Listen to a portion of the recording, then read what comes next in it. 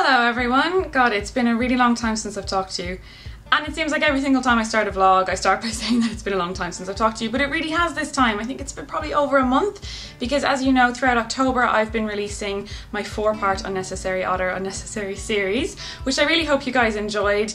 And if you haven't seen it, go watch it now. There's a link in the description. Well, not now, wait till the end of the video and then go watch it. And before that, I released a short horror film called Dementia, which was pretty spooky. So what I wanted to do today was just kind of talk you through the making of that, because it's so different to anything I've made before. Making something totally different to anything else on the channel and putting it up is always a bit of a risk and leaves me feeling like really vulnerable.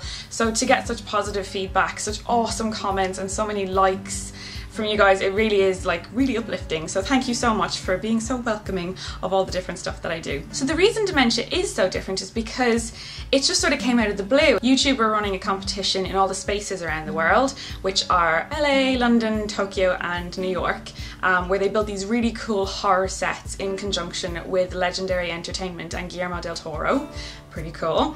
And a bunch of creators got to come in and make short horror films with the key sort of goal of scaring Guillermo del Toro, which is no easy feat given the stuff that this guy creates. 7 of those people would be chosen to have a workshop directly with Guillermo himself to talk about their work. And I got to be one of those 7 people, which is crazy. So yeah, I sat in a room and I had to hang out with Guillermo, who was in Toronto at the time. He seemed to have really taken the time to watch everybody's video and give really good constructive feedback to all of us. I mean, certainly I got a lot of really good feedback from him. It was a cryptic little exercise, but very full of atmosphere and ideas. Whether I mean, I don't know if this is uncanny or not. Another short has echoes of a PT I did with a... It's not a coincidence. I slightly took inspiration from it, so... Oh, no. Actually, when you see Crimson Peak, there are moments that are similar. I won't tell you which ones because I don't want to spoil it, but there is a funny coincidence that you're gonna see. That's crazy! But it was a very interesting, I thought it was really interesting the way you took one space and told the whole story there. I think it was very disturbing. It was very disquieting. It had a forensic haunting quality, very interesting exercise, and the way you progress it, when you break the record and you know, really good. What time is it in London? It is 3:30 in the afternoon here, so it was actually supposed to go live tonight, but I'm going to hold off a couple days and make those changes before it goes up, because I want it to be perfect. Okay, well, listen, very disturbing. Good. You're a very disturbed person. As I said, YouTube opened up these spaces and created these sets and said, come and film things, and it was in the middle of me producing Otter, so it was like, crazy busy for me. But I thought, you know, this is a once in a lifetime kind of opportunity to get to film on a set of this quality for a start, and the opportunity to maybe meet Guillermo. So I did it. I had a little bit of an idea for a couple of weeks, but I didn't really develop that for a while until I sat down one day and just wrote the script. Got Kieran O'Brien involved to film, thank God, because he was amazing. Lou Marie Kerr played the woman in it, and Tom Webster from the RH Experience played the creature, as I fondly came to call him. We also had a girl named Sylvia doing the makeup, and I mean, you can see for yourself the makeup was incredible. I called her and was like, hey Sylvia, so basically I need a guy with a hole in his face. Not that it looks like it got blown off necessarily, and it's not supposed to be bloody, just a hole really. And she was like, yeah, okay, I can do that. And that's what I love, having these people in my life who you can call and say this to and they'll go, yeah, okay, Hazel, no problem. And my friend Dave was a production assistant on the day and did the behind the scenes video as well. So we shot it all in one day. A large part of the day obviously was kind of focused around getting Tom into his makeup, which took quite a long time. Then there was like a lot of me kind of going through each individual shot with Kieran. I had this really clear idea of how exactly I wanted it to look. I wanted the lighting to go from kind of nice and light and bright and airy in the beginning, this like quite homely nice attic, to a very deep dark red. I wanted each sort of scene, as it were, every time she sort of wakes up and finds herself back in this nightmare, to be one shot as much as possible, and I wanted it kind of on a steady cam. So Kieran had his rig on for the day, God love him. You know what, Kieran, you look great in that, so you know, you should rock that more.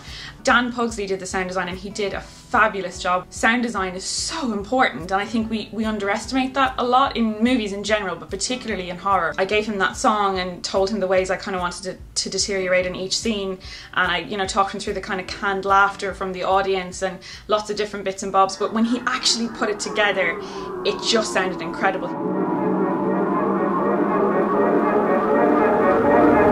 And the creature himself is more unnerving than terrifying, I think. I just find him and the overall piece, and I do struggle to watch it back, to be honest. I find the overall thing just quite disconcerting. And what was worse was that it was my creation.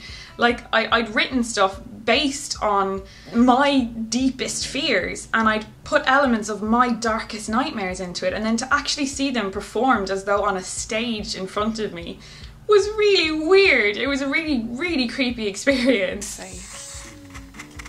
I don't like when he does that. But you wrote it. Yeah, but I didn't want to have to see it.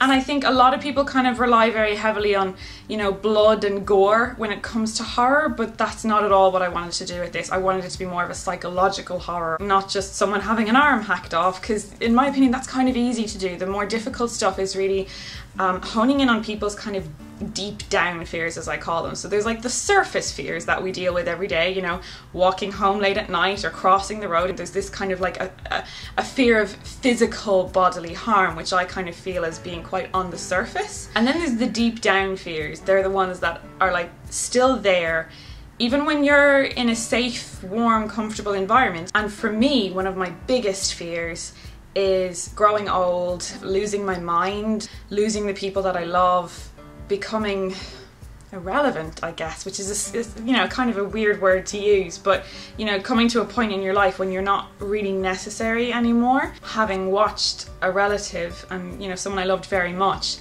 go through having Alzheimer's and dementia, that's something I'm absolutely terrified of happening to me or to anyone else around me. It is absolutely a sort of take on, I guess, my perception of what it would feel like to go through that. And there's been so many comments kind of speculating on that, on what exactly it's supposed to mean. I mean, that's kind of the loose theme for me. There are lots of little intricacies in there as well. And there's also the idea as well of the audience. So the audience are there, this just kind of like added torture. Like, not only is she going through all this, but she's trying to reach out to someone and they don't care and they're not helping. Who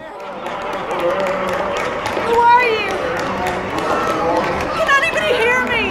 Please help! God, it's all got a bit deep, a bit fast, hasn't it? I just wanted to do it behind the scenes. But you know, it is an abstract piece, and you are supposed to sort of take from it what you will, you know, like any piece of art. I think it's better if the person looking at it or, you know, consuming it is applying that to their own experiences and sort of, you know, taking what they want to take from it as well. I got a lot of comments from people who are carers for people with dementia, sort of saying like, wow, this is such an accurate depiction of just how scary it can be. That really meant a lot. So thank you to everyone who left those comments, and I really, you know, I didn't want to offend anyone with it. I hope I didn't. And I didn't want to terrify anyone too much either. A lot of people said they couldn't really watch it because it was so scary, and I'm sorry for that. But hopefully, seeing the behind the scenes and seeing us all have a bit of a laugh together and seeing that Tom is just a regular human under all that makeup. Oh, I look fine, I look fine. That should help you be a little less scared. So maybe after seeing this, if you haven't watched it already, you can go have a look now. And if you haven't left me a comment on it already, please leave one here or leave one on the video and let me know what you thought of it, because it really does mean a lot to me to hear what you guys think. And I will be back again next week to talk to you about quite an exciting project. Slán!